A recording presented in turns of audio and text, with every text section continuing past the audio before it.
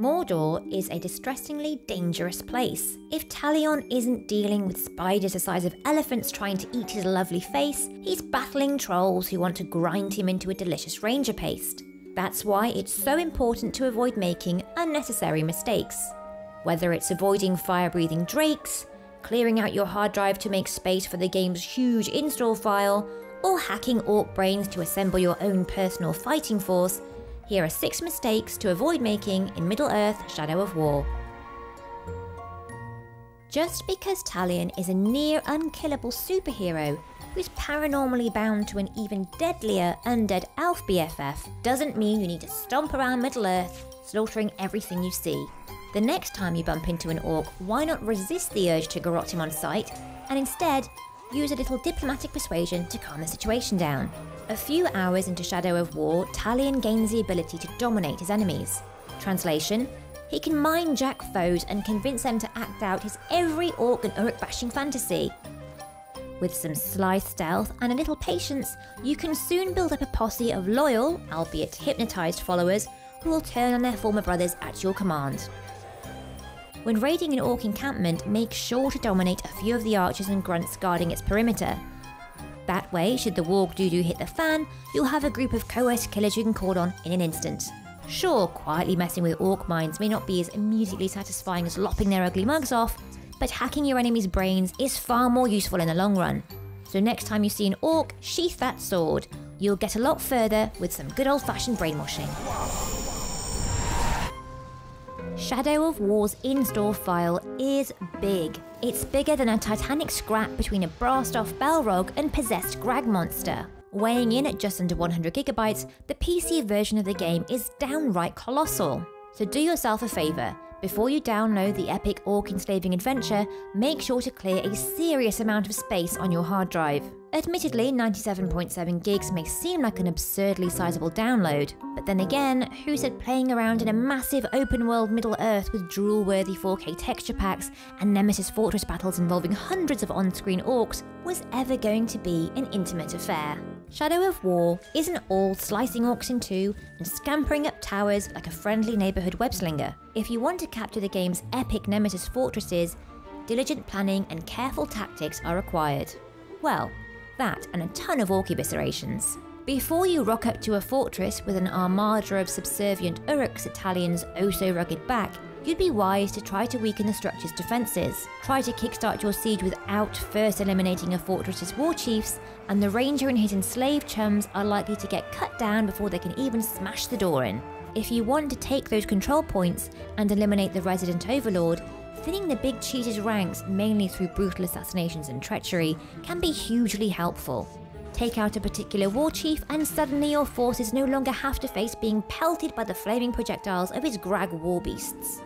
While it's technically possible to saunter up to a fortress without doing your prior pummeling due diligence, you'll make life a whole lot easier by weakening an overlord's forces beforehand.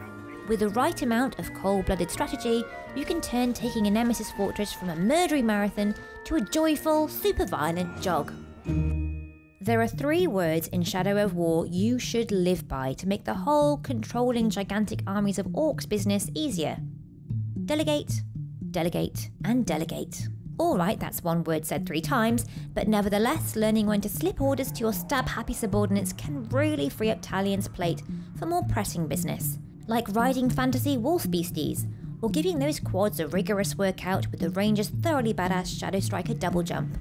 Once you've built up a healthy number of brainwashed orcs using Talion's domination ability, it's time to assign your followers some homework. And by homework, we mean send them off to infiltrate, spy on, and horribly murder enemy captains and war chiefs. Issuing orders to Talion's followers only takes a couple of quick button presses, and commanding one of the mind-controlled monsters to do your barbaric bidding can save a whole lot of time. Whether they're directly bumping off your foes or becoming traitorous bodyguards to rival war chiefs, just so they can get nice and close and stab them in the back, and the gut, and the pelvis, and the neck, having an army of obedient assassins at your beck and call sure is handy. So ask yourself this: why run around Middle-earth's massive map hunting down and interrogating every last Tom, Dick and Shag the Raven when you could just let your orc employees do all of the hard work for you? The first rule of Orc Fight Club: you do not talk about Orc Fight Club. The second rule of Orc Fight Club? Psst, you should totally tell everyone about Orc Fight Club. Shadow of War's fighting pits are a terrific way to separate the wimpy wheat from the killer chaff. Once you've taken control of a region, the best way to keep Talion's Orc and Uruk followers on their disgusting toes is by sending them to these fisticuffs-loving coliseums. Is Krosh of the Black Gate getting a little smug and complacent since you promoted him to the rank of captain? Then motivate his ungrateful keister in the most murderous fashion possible by forcing the lazy oaf to battle a fellow high-ranking Orc to the death in Mordor's fight pits. If he wins, your follower will level up, making him an even more lethally useful ally in the wars to come. And if he loses, well, that's just good leadership on your part. After all, any Orc who can't stand up to being brutally beaten, shot in the face with a crossbow, then curb-stomped into oblivion clearly isn't worth having on Team Talion. Talion may be an undead assassin who can off Orcs with fancy pants enchanted arrows that let him teleport, but even he has to learn to pick his battles. And when said battle involves a fire-breathing fiend who could barbecue his handsome ranger hide in 2 seconds flat, there's really no shame in tucking tail and running for the Mordor hills. Threats in Shadow of War don't get any more fatally fiery than the terrifying Drake. Not only do these aerial assassins love feasting on those goody two-shoes giant eagles from Return of the King, they can even call down a Balrog in lethally frigid fashion. Considering Talion doesn't master the magic needed to control and ride these flying abominations until a good few hours into Shadow of War, you'd be wise giving them the widest berth imaginable during the game's early stages. It's not like you can blame Drakes for being so cranky either. If you were the ungodly offspring of dragons and fell beasts bred in the ghastly pits of Barad-dûr by Sauron himself, you'd probably be a mite irritable too. Take our advice: if you see a Drake, run. Run as fast as Talion's dreamy legs will carry him.